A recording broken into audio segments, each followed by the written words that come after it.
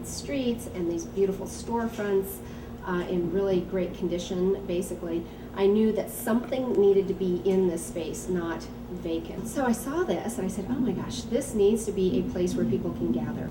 At that time, there were a lot of vacant storefronts. 2 doors down from us was vacant. There were a number of vacancies on the other side of the street. We knew that if we could have something in here that had longevity and could anchor this corner, this is an important corner, that other businesses would be attracted. As we put the cafe in here and as it gained momentum, we have seen that happen. We've seen the other storefronts start to fill up one by one by one. So just, store by store by store, things are coming back. And we're very happy. That was the goal. We've been here about a year and a half. We're 80% resale. We do bring in about 20% of new inventory from the East Coast, which is accessories, purses, earrings, that kind of thing. We buy clothes, similar to Plato's Closet. So we buy, sell, trade, so we buy clothes from the public. Lucy here at Twice Blessed was open prior to us for about a year, and so she sent a lot of business, and then just signage, and mostly word of mouth. Haven't done any deep advertising yet, but people are finding us. Age groups probably 20, probably younger, 18 all the way up to 50. I would say 70% women. We do have a men's section, about 30% male, and all backgrounds. Very diverse neighborhood, very fun, diverse shop. And we really like it here. It's been a fun, very welcoming neighborhood, and we're having a blast.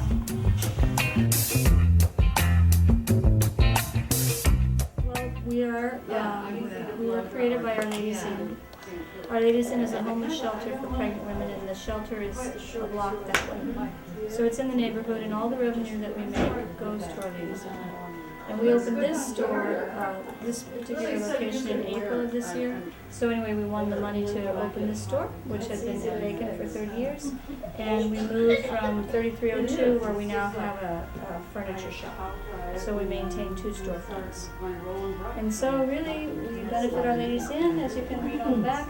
And it's a shelter for homeless pregnant women and their children, and it's a full-scale organization that helps women get back on their feet who are homeless.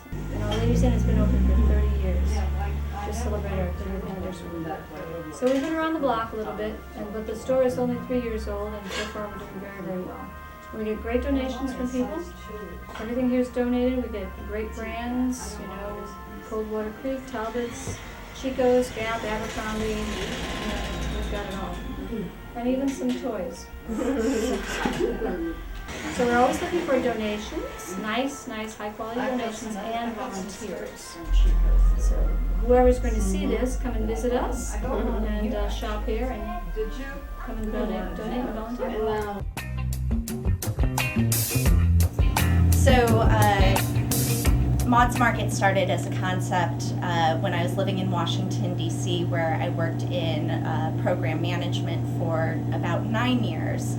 And the summer before I moved back to St. Louis, I started a buyer's club where I would go to farmers markets and purchase up large quantities of produce and put these shares together. And it was really popular. And by the end of the summer, I had, without doing any real promotion, had a dozen friends that were involved in it.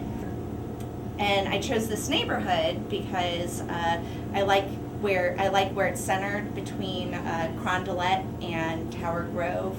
It's as further development eventually takes place in the city, I think it's going to be one of the next neighborhoods that'll see a resurgence in population, business. My home is also on the property, so it's a dual-use property. Very cute and just unique. Definitely an interesting find, something I never would have thought that I would have found. Usually people hear about it through online communication, word of mouth. A lot of folks are interested in the community, and they're interested in supporting local businesses. One of the other things I really liked about the neighborhood was that there were some both community development corporations and a business association. And having Urban Eats right there on the corner at Virginia and Merrimack, it's just a fantastic anchor-based business to have here in the neighborhood. And Kaya and John have been just instrumental in bringing different projects, programs, working with both government officials and bringing resources into the neighborhood that we really need. So couldn't have done it without them. Really hard workers.